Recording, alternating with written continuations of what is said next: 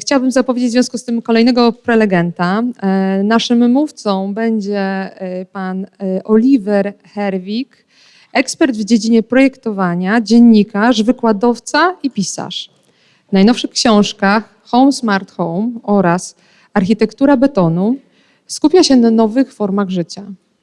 W wystąpieniu Zasady projektowania hybrydowego odpowie na następujące pytania. Jakie pojawiają się możliwości działania i jak można wytyczyć pozytywną przyszłość designu? Olivier, can I invite you for the stage? D'applaus.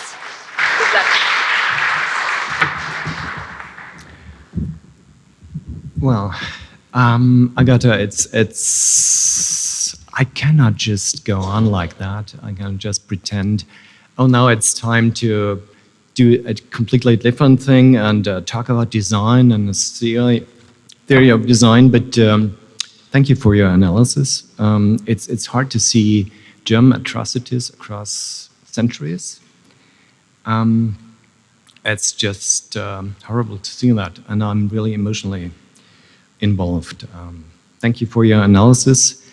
I would strongly disagree with your idea that there's a genocide going on in Palestine, in the Gaza Strip.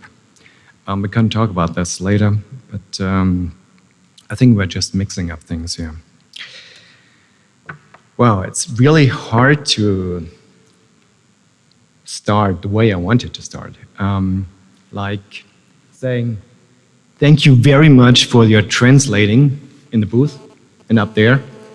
It's great to see you work and great to see you perform, whereas we are all just listening and sucking in ideas. And this is something I really do and I feel as a professional outsider, because as a journalist for design and architecture, I'm used to having great talks with wonderful people, sucking in their ideas, and coming up with articles, theories, ideas, and being a kind of transmission between the inside dialogue and those outside. I try to break it down to things that are easy to comprehend, that are easy to say. And please forgive my speech will be quite simple. I'm focusing on the hybrid nature of design. Hybrid, as you all know, stems from biology, and it means offspring of different species or varieties. What I like better is being of mixed character, composed of different materials and elements. So it's the thing that's interesting is being ambivalent, being torn to at least one side and also shifting to another. So design has always been good at creating alternative visions. We shape cities and brand airlines. We cultivate fields, or not, and fill the internet with our ideas. Design is all over society. And I think it's fundamental to modern society. And it has always been a driver for consumption for about 150 years now. I think it's time to shift it to a driver for an open society. But there are different forces at play. And these forces I'd like to describe. Today, design is at a crossroads. It can be used to connect us, or it could be a tool to enslave us in a data-driven society. And, of course, a data-driven economy.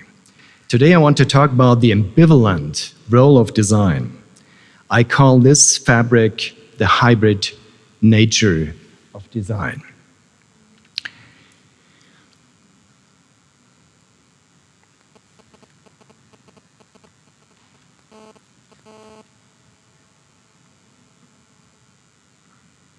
And I think there is something lost. Is it the PDF? I wanted to give an overview of what I'm saying. First of all, I'd like to shed a light on the expanding design galaxy we're now facing for 150 years. It started all off with designing objects, singular objects, that were not interconnected. And I think that was a very futile task. And those people were interested in things like how to shape things, how to make great tools, how to make them ergonomic, how to make them easy to live with, how to see them in a singular light. And this actually, in our expanding design galaxy, is gone. The world of objects is gone. Today, we live in a rather interconnected world of systems. The best example is probably our smartphone we all carry along. Little is left of its physical design if we think of curves or materiality, the housing. The crucial element is probably the user interface, our gateway to the world. What makes the smartphone so powerful is the invisible network behind it, behind the physical world. And design has a new role then. It can foster people and enable them. And that is something I'm very interested in. My book, Universal Design, was exactly referring to that. How to make environments and systems and objects more accessible for everyone. So you could call it inclusive design, you could call it design for all, but that's not it. The user-centered design was the first step, and the ever-expanding design universe moved to system design, and I think today it's only fair to assume that this is not enough. We have to be sustainable, we have to think about future generations as well, and the so-called planet-centered design we're now facing is something to combine the ideas of the old world with ideas that we cannot put ourselves first. I think we have to acknowledge that we are part of ecosystems and we have to ensure their survival in order to survive ourselves. So, what does it mean for design in and for the digital age? The digital age, I think, marks a fundamental change in the way we produce goods and knowledge, share information and connect to each other. The digital age separates us from the old and crystallized knowledge of the past. Inflammation is fluid, and so is our perception of the world, likewise fluid. So let's have a look at the changing role of design in this context. I think the success formula of the last century was something like, you gotta have big machines, you gotta have factories, you gotta have money, you gotta have labor, and you have to come up with a design that enables standard products for consumers. This is mass production. This is rolling out of things. This is potential pollution. I think this formula might still be valid, but it has changed a lot. Let's have a look at this. Today is rather big data, the Internet of Things, and design equals to multiple options for users that could also be co-designers. So we open up the field towards collaboration. And this is, for sure, a very positive scenario. But there is, on the other hand, a quite different one. Like big data and IoT and design might also equal in total control over consumers. So we step back, no longer co-designers, but again, consumers. So we got very efficient tools like this template. I use it, I'm part of it, I'm kind of sucked into this system, and I pay with some data I give in the world. Now, with the emerge of AI, what is changing? Is it actually the end of design or the end of designers? I don't think so. I would like to come up with 4, or at least 3 ideas. It could be the end of stupid labor.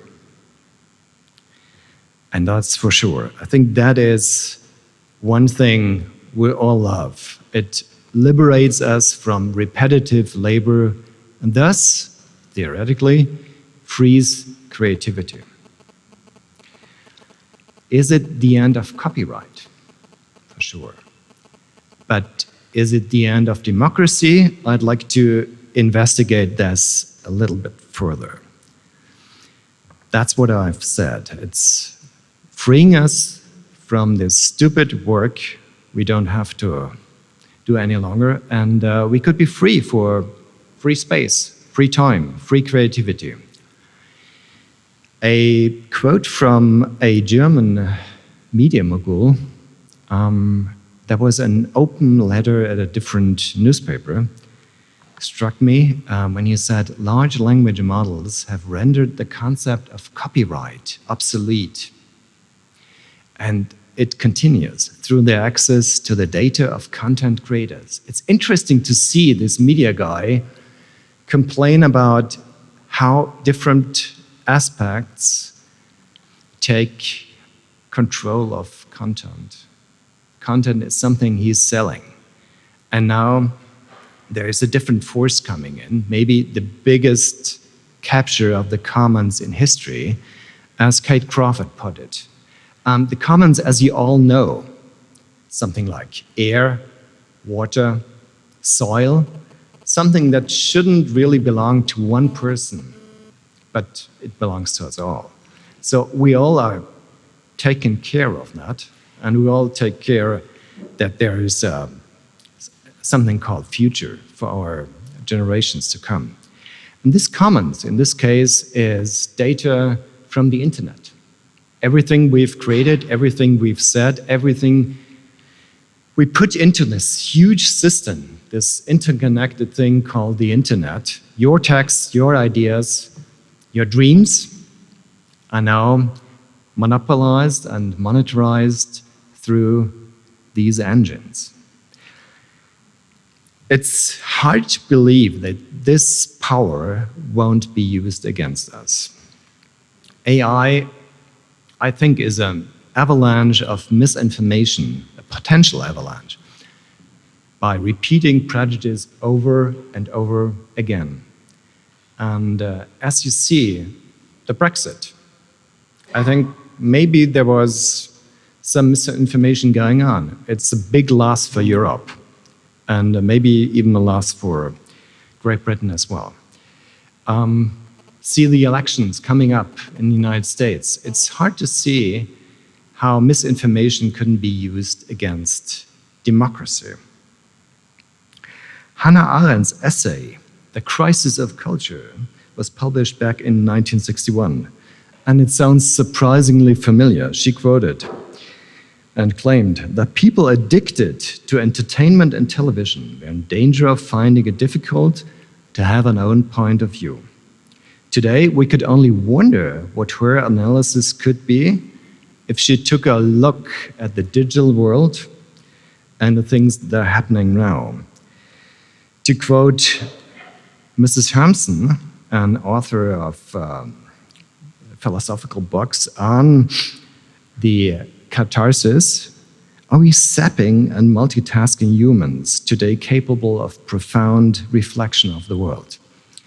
She wonders, and you could all wonder.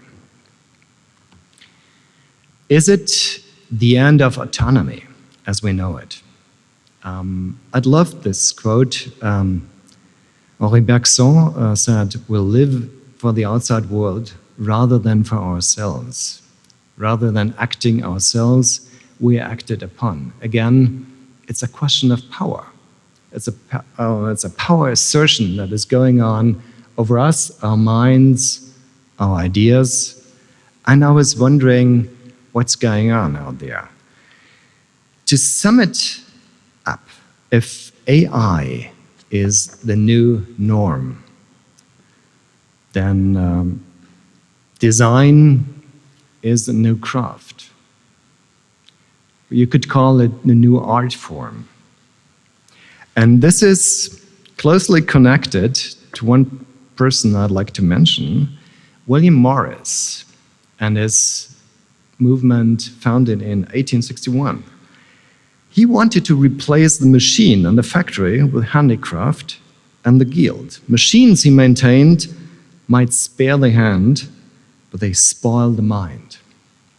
Morris viewed handmade arts and crafts design as something to counter the dehumanizing forces of the machine and the factory.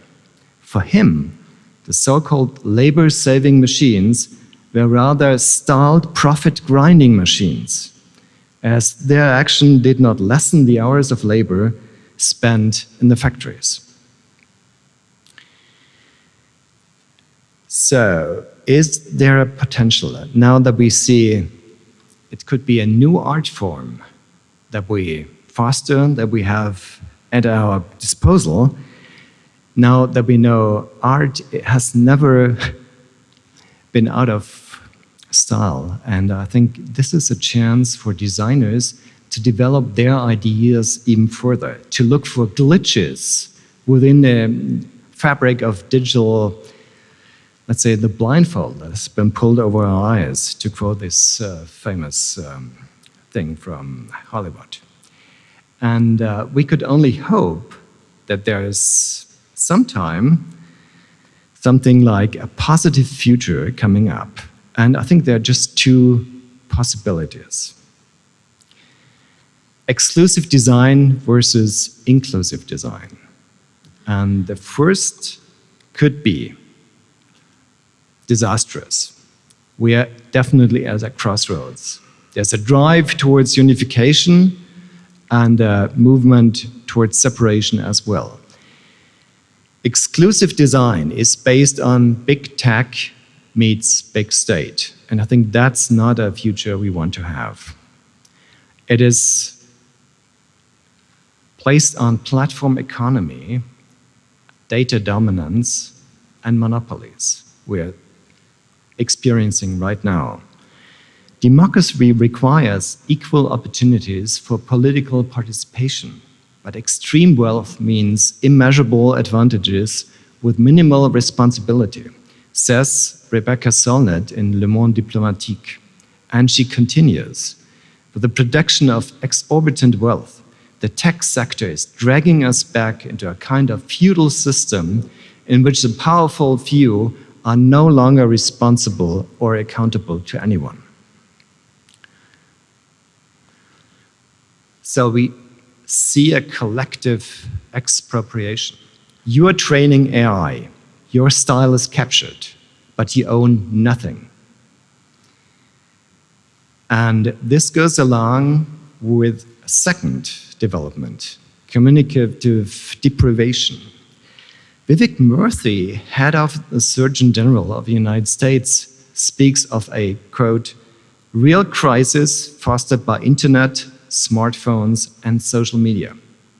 Technologies that replace person-to-person contact, monopolize our attention, impair the quality of our interactions, and even weaken our self-confidence are dangerous to our health, says the Surgeon General of the United States. I've mentioned biased fake news before, but is this all? No, it's not. I love this quote by Sonny Solet on post-colonialism. Designing, he says, is cultural representation, sustainability, and social activism for reclaiming agency. So we are not powerless. We got the means and tools to shift something. Like David Kusuma, president of the World Design Organization, proclaimed, use design to make communities more inclusive, safe, more resilient, and of course, more sustainable. So what could be a positive future? I I think that is all about inclusive design. And how could we finance it? There could be something like a machine tax and an unconditional basic income. It has been out there for quite a while, but so far no society has dared to do so. And again, universal design comes into play. You might call it design for all or social design. That is equally important to open source design, thinking of Wikipedia, OpenStreetMap.